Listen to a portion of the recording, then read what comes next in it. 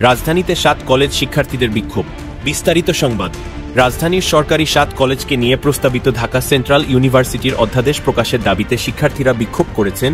বুধবার দুপুরে রাজধানীর সায়েন্স ল্যাব এলাকায় বিক্ষোভ মিছিল ও শান্তিপূর্ণ অবস্থান কর্মসূচি পালন করেন শিক্ষার্থীরা। গত কয়েকদিন ধরে এই অবস্থান কর্মসূচি সফল করতে ক্যাম্পাসগুলোতে পোস্টারিং, ব্যানার প্রস্তুতি, প্রচারণা চালান শিক্ষার্থীরা বলছেন, অধিভুক্তি একটি বৈষম্যমূলক ও অবমাননাকর শব্দ। দীর্ঘদিন ধরে ৭ কলেজ নামক কাঠামোর কারণে তারা পরিচয় সংকটে ভুগছেন। সময় এসেছে আলাদা পরিচয় আত্মপ্রকাশ করার। এখন সরকার সেই কাঠামোর বাস্তবায়নের পথ খুলে দেওয়ার ঘোষণা দেওয়ার পর শিক্ষার্থীরা চান দ্রুত সময়ের মধ্যে অধ্যাদেশ কার্যকর হোক। ঢাকা সেন্ট্রাল ইউনিভার্সিটি নামটি শুধু একটি প্রতিষ্ঠানের নাম নয়, বরং এটি শিক্ষার্থীদের বহু বছরের আত্মপরিচয়ের লড়াইয়ের ফল।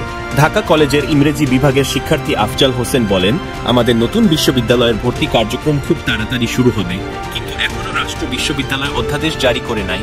দ্রুত অধ্যাদেশ জারির জন্য রাষ্ট্রের কাছে জোর দাবি জানাচ্ছি। যদি দ্রুত সময়ের মধ্যে অধ্যাদেশ জারি না করে তাহলে আমাদের আন্দোলন অব্যাহত থাকবে। সরকার জানিয়েছে, অধ্যাদেশ কার্যকর হবে ৫টি ধাপে।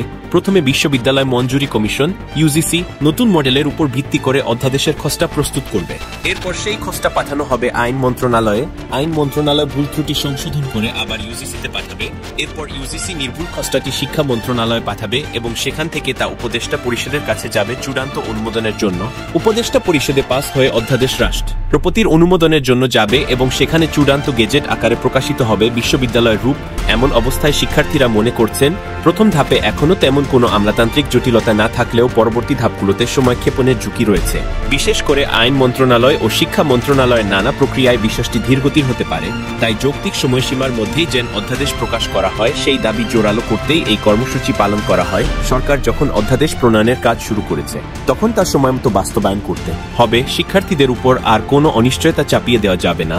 প্রসঙ্গত, চলতি বছরের ২৬ মার্চ রাজধানীর ৭ সরকারি কলেজকে পৃথক করে নতুন একটি বিশ্ববিদ্যালয় গঠনের ঘোষণা দেয় সরকার।